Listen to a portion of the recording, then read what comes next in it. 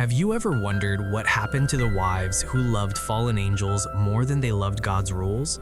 Get ready to discover how their angelic husbands turned against heaven and how these brave but foolish women suffered because of it.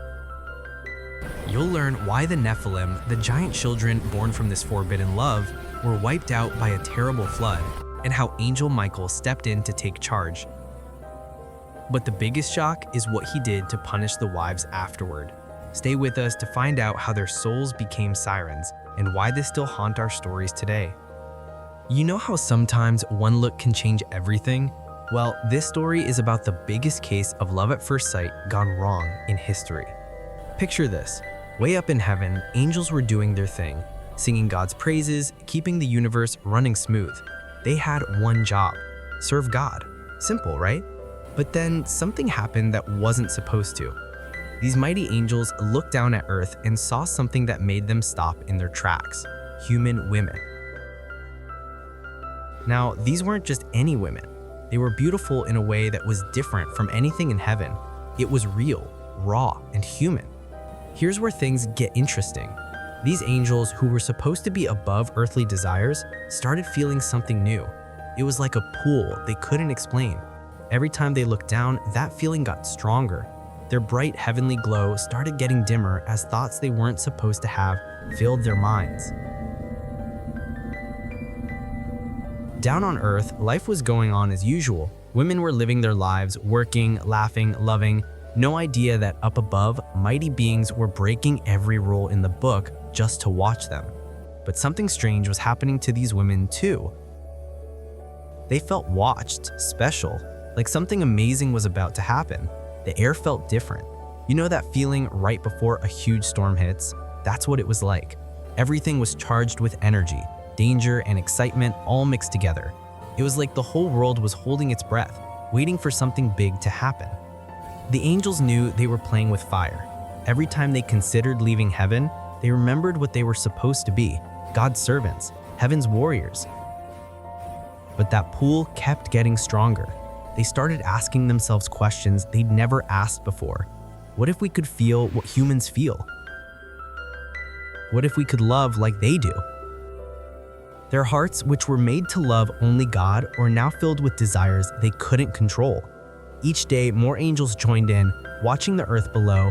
Each day, their resolve weakened a little more. The choice was tearing them apart: stay true to their purpose or give in to these new feelings. Everything was about to change. Heaven and earth were never meant to mix like this, but these angels, who had stood by God's throne and seen the creation of stars, were ready to give it all up for what? For a chance at human love. Little did anyone know this choice would start a chain of events that would shake both heaven and earth to their core. These angels were about to learn the hard way that some rules aren't meant to be broken, no matter how tempting the reason. The moment these angels stepped onto Earth, magic happened, but not the good kind. Imagine the most beautiful person you've ever seen, then multiply that by 1,000. That's what these fallen angels looked like when they showed up. They didn't just walk, they glided. They didn't just speak, their words sang like music. Light seemed to dance around them, making everything else look gray and boring. When they showed up in villages and towns, everyone stopped what they were doing. How could you not? It was like staring at the sun, painful to look at, but impossible to look away. The women who saw them felt something they'd never felt before. It wasn't just a crush or attraction, it was like being under a spell. These weren't just handsome strangers passing through town, they were perfect in every way. Or at least they seemed to be. Their skin glowed like moonlight. Their eyes held all the stars of heaven, and when they smiled, well, that's when the trouble really started. But you know how they say if something seems too good to be true, it probably is? That's exactly what was happening here. These weren't just super handsome men, they were angels who had turned their backs on heaven, and if you looked closely enough, you could see something wasn't quite right.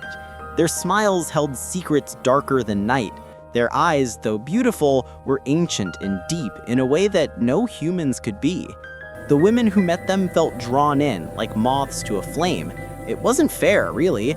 How do you say no to someone who literally glows with heavenly light?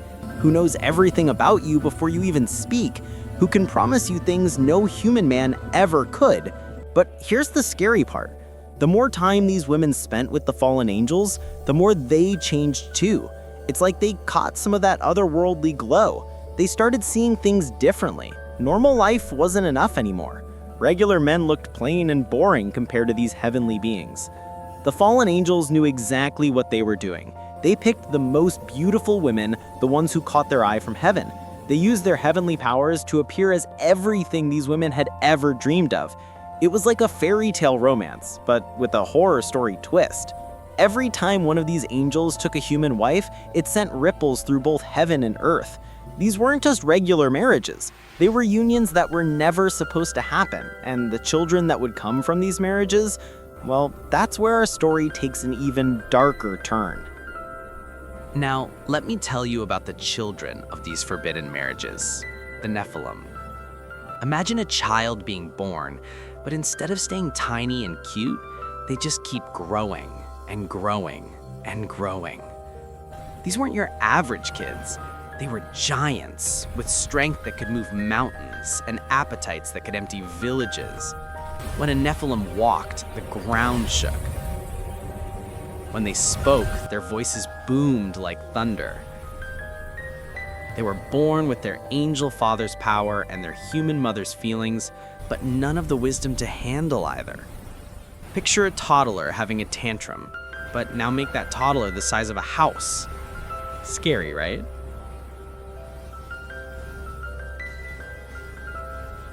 Cities lived in fear of these giants. Regular people, they didn't stand a chance. The Nephilim took what they wanted, ate what they wanted, and destroyed anything in their path. Some were as tall as trees, others even bigger.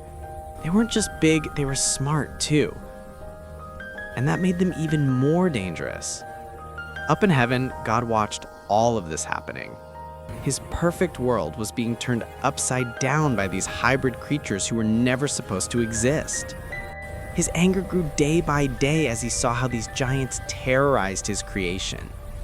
The humans he loved so much were living in constant fear, hiding in their homes, praying for help. That's when heaven's greatest warriors, the archangels, knew they had to step in. But even for them, this wasn't going to be easy. Fighting a Nephilim was like fighting a force of nature. They were practically unstoppable. And there were so many of them. The archangels gathered their armies. They knew this would be the biggest battle they'd ever fought. Michael, Gabriel, and the others planned their attack carefully. They couldn't just rush in. These weren't demons they were fighting. These were creatures with angel blood in their veins. But here's the thing about having God on your side. You get backup plans, big ones. When the archangels realized even they might not be enough to stop the Nephilim, God decided to step in himself. He had a plan that would change the world forever. A flood that would wash away all the evil that had spread across the earth. The battle that followed was like nothing the world had ever seen. Heaven's armies against the mighty Nephilim, with the biggest flood in history on the way. Lightning split the sky, thunder shook the mountains, and rain began to fall. The Nephilim, for the first time ever, felt something they'd never felt before: fear. It was about to become clear to everyone, angels, humans, and Nephilim alike, that some lines should never have been crossed. But before we proceed, have you subscribed to the channel already? If not, do it right now, because we publish amazing Bible content weekly, which will enhance your knowledge about the Bible and the events mentioned. What are you waiting for? Hit on that subscribe button. Now, have you ever seen storm clouds gather so dark that day turns to night? Well, multiply that by 1,000,000. That's how it started. The day God decided enough was enough. The sky didn't just darken, it turned black as ink. The air got so heavy you could barely breathe. At first, people didn't think much of it. Rain was normal, right? But this was different. The raindrops were thick and heavy, like tears from heaven itself. They didn't fall, they crashed down. Hour after hour, day after day, the rain just kept coming. No breaks, no letting up. just endless water falling from an angry sky. The mighty Nephilim, who had terrorized everyone for so long, started to look scared for the first time. These giants, who could crush boulders with their bare hands, couldn't do anything against the rising water. They tried climbing the highest mountains, but the flood just kept climbing higher. Their strength meant nothing now. Nature itself had turned against them. You could hear the screams everywhere, people begging for mercy, crying out to heaven. The fallen angels watched helplessly as their children, these powerful beings they had created, struggled against the flood. But there was nothing they could do. This was God's punishment, and no power in heaven or earth could stop it. In the middle of all this chaos, one boat floated safely: Noah's Ark. Imagine being on that ark, hearing the storm rage outside, feeling the waves toss you around like a toy. Inside were the only humans and animals that would survive this worldwide cleanup. They could hear the desperate cries of those outside, but they couldn't help. This was God's plan, and they had to trust it. The water rose higher and higher. First, it covered the fields, then the forests, then the hills.